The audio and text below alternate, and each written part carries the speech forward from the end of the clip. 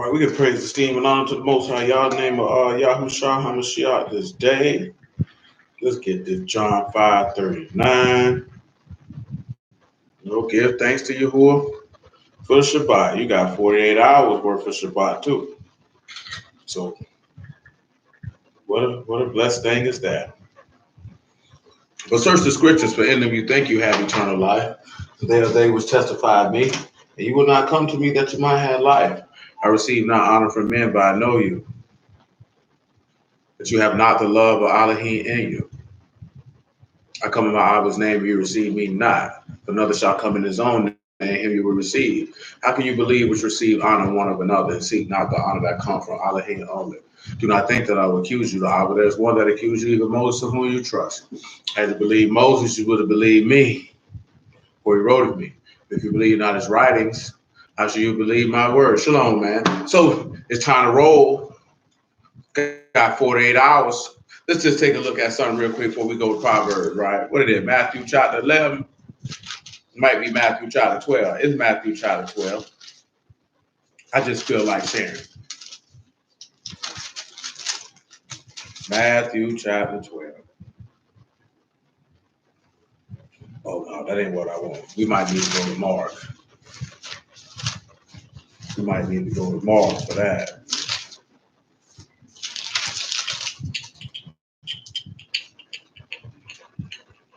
Yep. Mark chapter 2, verse 23. Mark chapter 2, verse 23.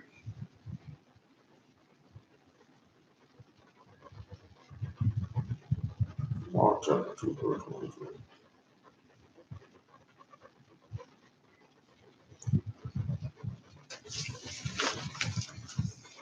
And it came to pass that he went through the cornfields on Shabbat, and his disciples began as they went to pluck the ears of the corn. And the Pharisees said unto them, Behold, why do they on Shabbat that which is not lawful? He said unto them, Have you never read what David did when he had need and was hungered, and they that were with him, and how he went into the house of Elohim in the days of Abiathar the high priest, and did eat the shewbread, which is not lawful to eat, but for the priest, and gave also to them which were with him? And he said unto them, Shabbat was made for man, and not man for Shabbat. And that's the only reason why it came down for. The rest was made for man. Man was made for rest.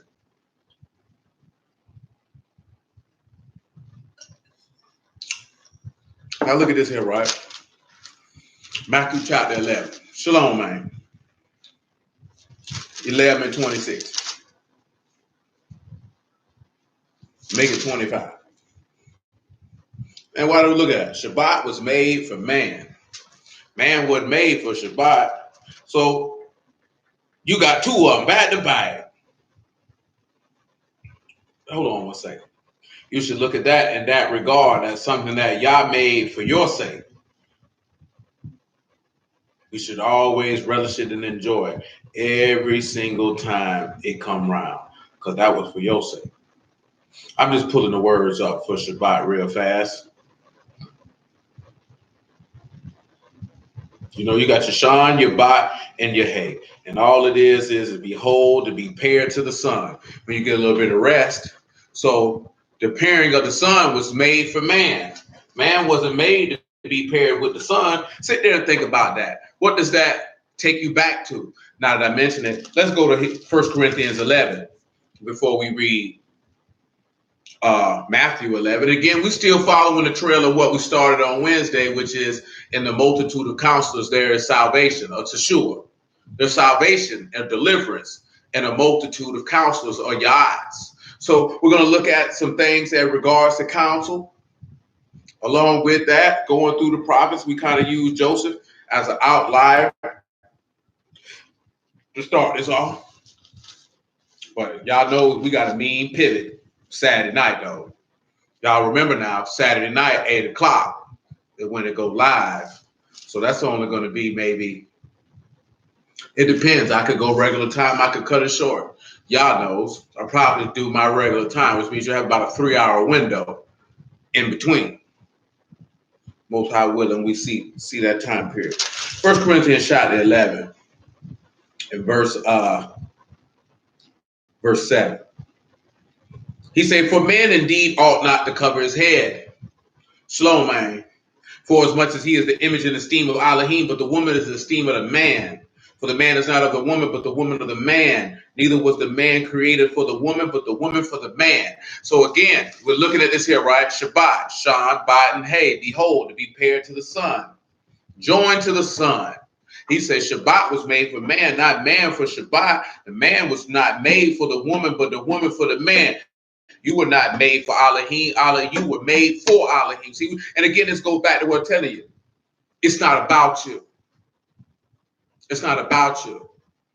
When you get it in your brain that it's about Yahuwah, and it's about Yahusha and the furtherance of his will and his counsel and his pleasure, then the things that you desire of the Ruach will be granted unto you, because you would have done what you have been instructed to do and relinquish yourself to this man wholly, because you will love him with the whole mind, heart, and soul.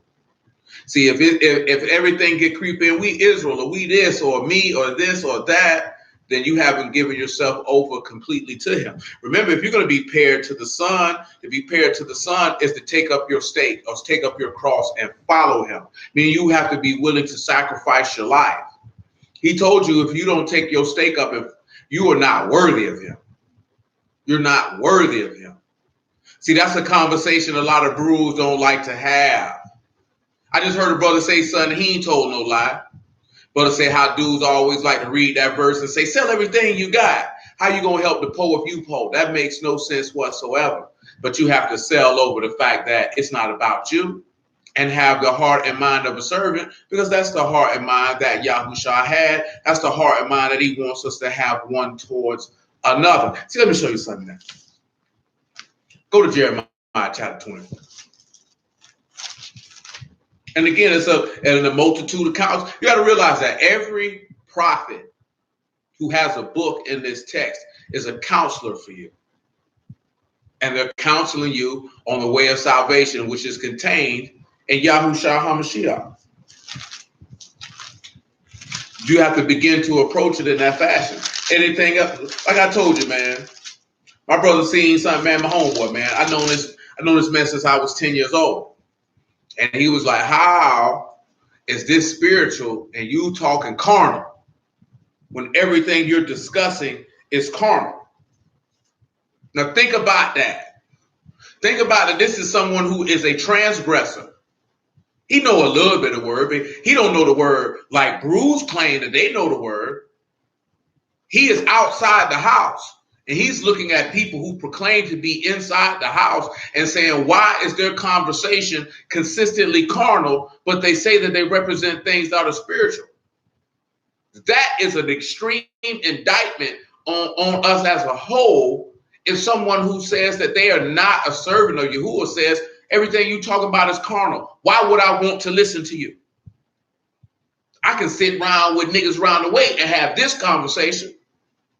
Now you think about that, because all you need to do when you look at the counselors in the text, when you look at the counselors in the New Testament, meaning the apostles who Yahushua sent forth to take that collection of counselors and manifest that salvation that those counselors were directing you to and showing you the plan and the devising of said plan to, were they having carnal conversations like we're having now?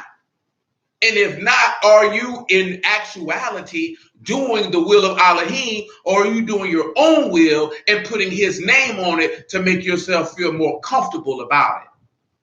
Because that's what a lot of people like to do. You like to do what you want to do and put your name on it, make you feel better about yourself.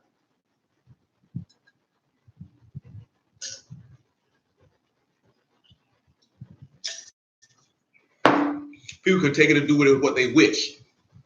But Yah's word is Yah's word. Nevertheless, Jeremiah 24:6. I'll use verse 6. Matter of fact, I'll use verse 5. Thus saith Yahuwah, the Elohim of Yasharal, like these good figs, so will I acknowledge them that are carried away captive of Yehudah, whom I sent out of this place into the land of Chaldeans for their good. For I will set my eyes upon them for good, and I will bring them again to this land, and I will build them up and not pull them down, and I will plant them and not pluck them, and I will give them a heart to know me. I am Yahuwah, they shall be my people, and I will be their Elohim, for they shall return unto me with their whole heart. Now he said that he will give you a heart to know him. Now remember what Yahushua stated in John chapter 17. He said, righteous Abba, the world has not known you. He said, but I know you. Now think about that. Think about that. So if you know Yahuwah, what do you know? Let's go to Exodus 33 actually. Exodus chapter 33 and about verse 18.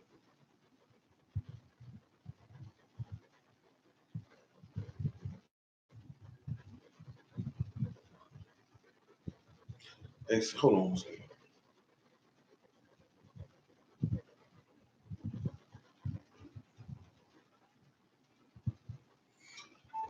Exodus 33 and then Jeremiah 32. We'll get to Proverbs 11 in a moment.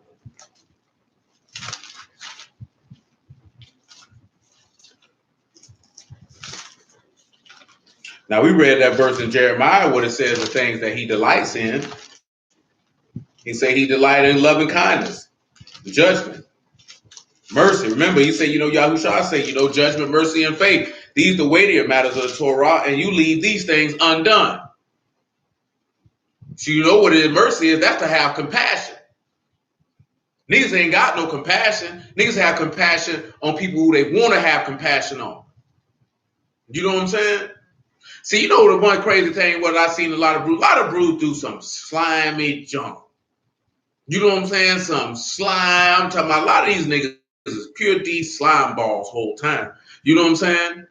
A lot of them get called out for it. A lot of them don't. You know what I'm saying? A lot of them think it's cool to do things that in another day and time, when I mean the people who were walking contrary, when people were walking contrary to Yahuwah's righteousness, niggas split your whole wig for some of this stuff these niggas be putting. You know what I'm talking about? And people still be showing mercy on some of these niggas who in reality should be exterminated from off the face of the earth because niggas don't deserve to breathe. You know what I'm saying? For the dishonorable stuff that they be doing. That's what I'm talking about. Like a dishonorable man should not even be allowed to live. Because what? You're less than trash. You're a refuse when you conduct yourself in a dishonorable fashion as a man. I mean, that may sound rough to some of you, but if you ask any man who's a man, he'll tell you the same. You don't deserve to breathe because you serve no purpose. You definitely don't need to be breathing because you ain't going to do nothing but breed more dishonorable niggas. And then the world going to be flooded with them. And when I say this, you wonder why Yahuwah flooded the whole earth the first time, because it was men consistently and constantly dishonoring themselves. This is why he crashed Sodom and Gomorrah. This is why you out the land, because you constantly and consistently dishonored yourself and therefore caused his name to be dishonored. Because Yahuwah is an honorable man. This is why he says, whoso honor my father, I will honor, because he's a man of honor. His son is a man of honor. Anyone of his household must be men and women of honor, or he's not going to fool with you. You know what I'm saying? But see, those type of traits are not imparted. That's why niggas do a lot of whole stuff. And you think that stuff cool. You know what I'm saying? And think that we supposed to see this. And the reason why I say this is because you could be a sucker and you could be forgiven, but a nigga feel like you still supposed to fool with him when he's a sucker. I don't have to fool with you, sir. Me not doing what I desire to do to you is being merciful and compassionate enough. See, everybody looks at the situation with Saul and David. Saul was the ultimate idiot and an ultimate man who dishonored himself on a consistent basis. A man who was very jealous of an individual who had no intent on usurping him in any shape, form, or fashion. Had no desire to harm him, had no desire to do anything to him. Yet this man constantly and consistently tried to kill him. And David showed mercy on this man time and time and time again. See, that's the most, I guess it's twofold. That's the most difficult test of mercy. It's showing mercy and compassion to somebody who don't like you. See, when Yahushua got on the tree and said, I will forgive them, they don't know what they're doing. The average person can't do that. Stephen did the same thing. You know what I'm saying? And then your mercy get tested on when it's the time to be able to assist somebody. Now, see, some people not able to have the level of mercy and compassion in that regard because they may have never went through anything. Like if you ain't never been hungry, you wouldn't know how, you wouldn't be able necessarily to put yourself in the shoes of someone who's been hungry, to be moved to have compassion on them when they ask to be. And you know, of course, you know, a lot of people sit back, you know, they feel like a lot of homeless people be playing games. I wouldn't advise you to put nan, rush, or nickel in nobody's hand if you didn't have to, if they say they hungry, if you have the ability and the time, because you have to test them like that, because I done seen it. I done it. Be like, man, I'm hungry, man. I gave you a couple $. Well, shoot, my nigga. You know, nigga, get you something to eat, bro. You ain't asking for nothing. I ain't really want nothing to eat, bro. I wanted a beer. Well, you know, I appreciate you. I done had a couple people come up like, man, I need money for a beer. I appreciate your honesty. I ain't giving you no money, but I appreciate your honesty because I can't buy you no beer. You know what I'm saying? I don't condone that, nor support that. So therefore, I can't facilitate that for you. But I appreciate your honesty and I respect you for it. You know what I'm saying? And good day to you, sir. And good day. I'm going about my business. You know what I'm saying? Some people ain't never been homeless, so they don't know how that feels. Some people ain't never been naked, so they don't know how that feels. Most people don't, especially in this society, to have, see now, let me make sure you understand what I'm about to say. Most people in this society don't know how to have compassion on somebody who's in a bad situation. I ain't talking about looking out for a nigga who don't want to do nothing.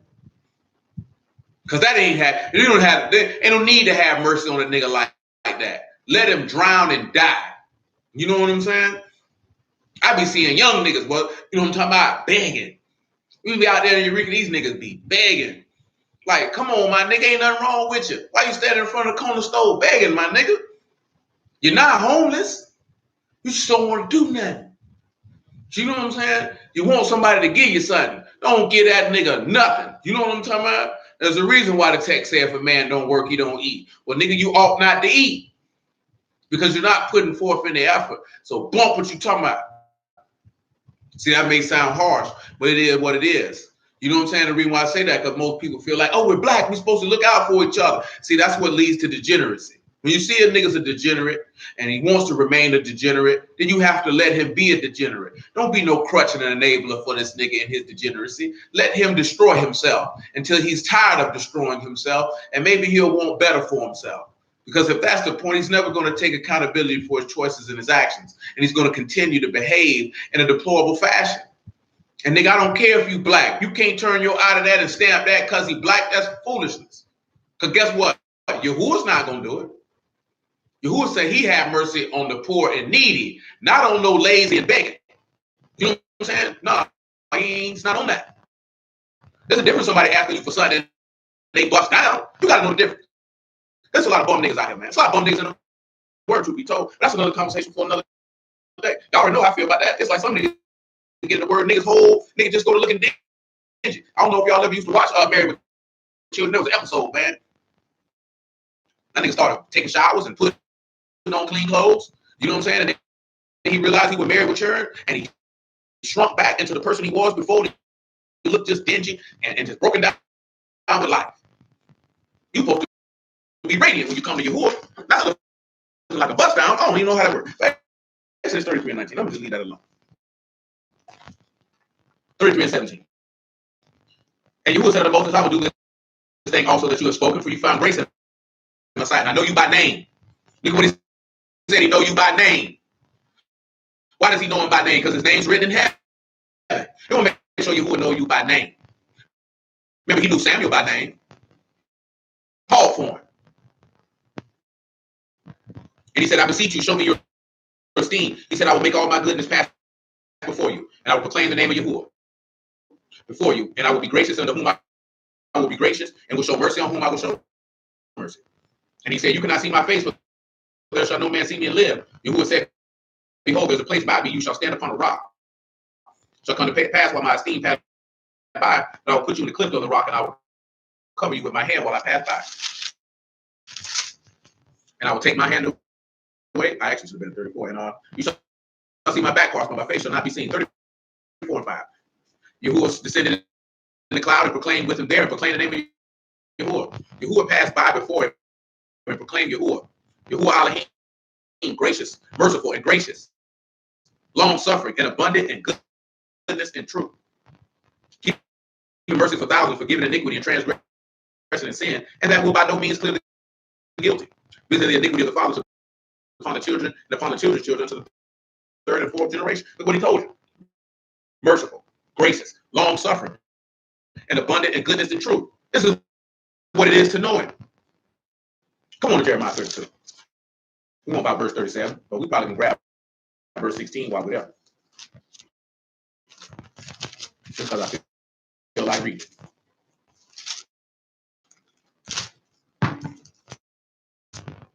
Jeremiah 32 and 16. Now, when I delivered the evidence of the purchase unto Baruch, the son of Neriah, I prayed unto Yahuwah, saying, I, Yahuwah Elohim, behold, you have made Shamahim and Aras by your great power. Stretch out your arm, there's nothing too hard for you. You show loving kindness unto thousands, and recompense the iniquity of the fathers into the bosom of the children after them. The great and mighty Elohim, Yahuwah hosts is his name, great in counsel, mighty in work, for your eyes are upon all the ways of the sons of men, to give everyone according to his ways and according to the fruit of his doings. Now let's look at that when he said, oh, this man is great in counsel. It says, Yahuwah is great in counsel.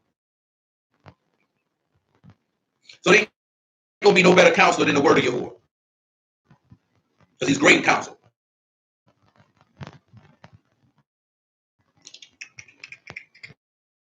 And there we go, verse 19. We have get that for you, see what we got. And it's the word Atzaf that we dealt with the other day.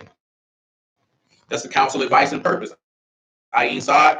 And hey, so, for you to know the way of Yahushua, that's what you're going to get when you looking at counsel and purpose. To know the way that Yahushua goes. We talked about the way a little bit on Wednesday.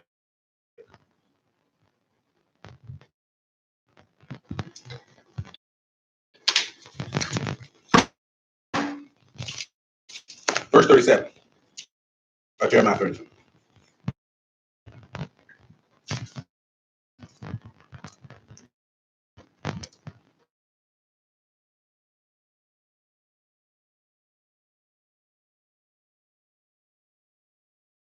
Will I driven them in my anger and in my fury and in great wrath will I bring them again unto this place, and I will cause them to dwell safely.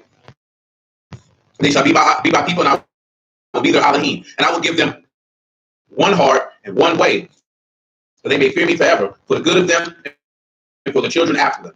And I'll make an everlasting covenant with them, and I will not turn away from them. Excuse me, because that page is kind of to do them good, but I will put my fear in their hearts, and they shall not depart from me. Now, the key thing of what we're looking at is he said he would give them one heart and one way. Now, you ask yourself that question. This is what Yahuwah said that he would do for Yasharal. He'd give them one heart and one way. Now, that's lab, so it ain't but one teaching of the son. Oh, I can't answer that. I cannot do anything about that. I tell you what it looked like on here. I can't do much after that. Oh, I want to tell you.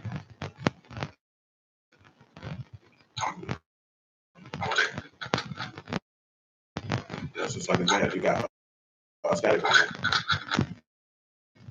Yeah, I can't really fix that. So, I remember that, right? That's Lamar and Bach. So, yep.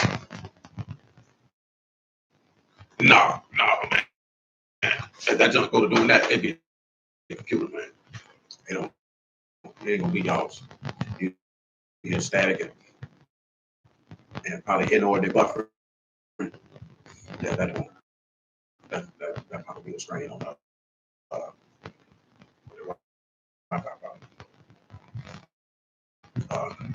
I don't really want to start over, but because it'll probably do the same thing and it'll be a waste of time. But nevertheless, remember you got Lamar and Bai for their teachings of the Son. That's what's supposed to be in your heart. You know what the rock is? That's the word for way. The way to the highest that covers sins. It ain't but one way. That's why y'all said you got to come in through the door. If you try to come in any other way, you a thief and a robber. Ain't but one way you gonna do this thing right here, man. See, everybody want to try to do it how they want to do it. frame it how they want to frame it. But he said, I give you one heart and one way. Now, why do we go through all that to look at that? Knowing him? Because we were dealing with what? Shabbat was made for man, not man for Shabbat. Rest was made for man. Well, again, you're looking at with him talking about that he's going to deliver you and put his fear in your heart. Give you one heart and one way for you to know him. You understand? So he gave you a way to rest from the teachings of his son that would rest in your heart. Therefore, you would know him. So salvation was made for man. Man was not made for salvation. That's why Yahushua was slain for the foundation of the world. The salvation was made for man. Yahuwah don't need no rest. See, man thinks that they don't need the salvation that was made for them. See, that's the thing we have to understand. We don't think that the salvation that Yahuwah made for man that we needed.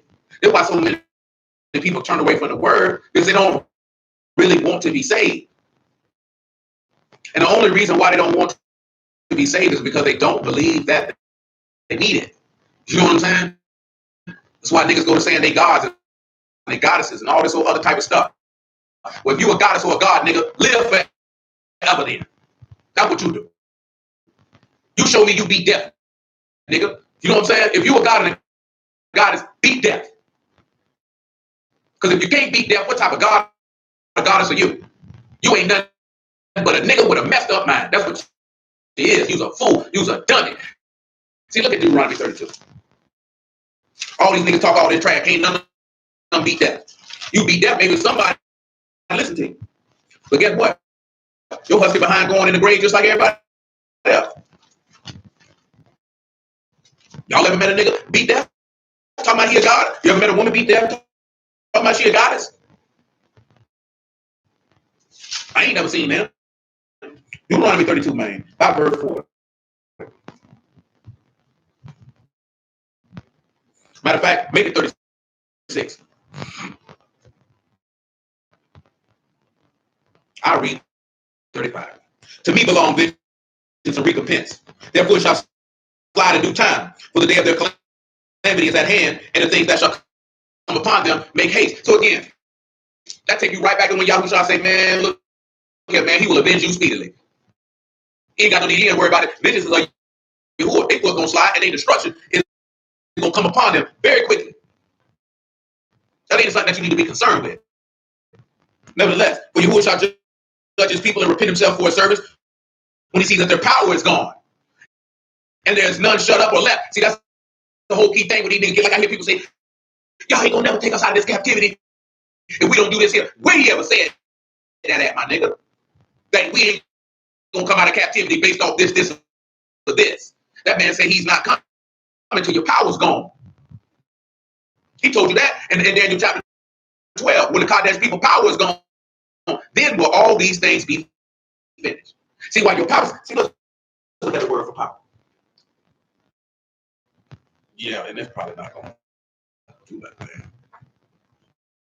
It's probably not gonna do that. I can start it over, but it'd probably be a waste. It's probably gonna be a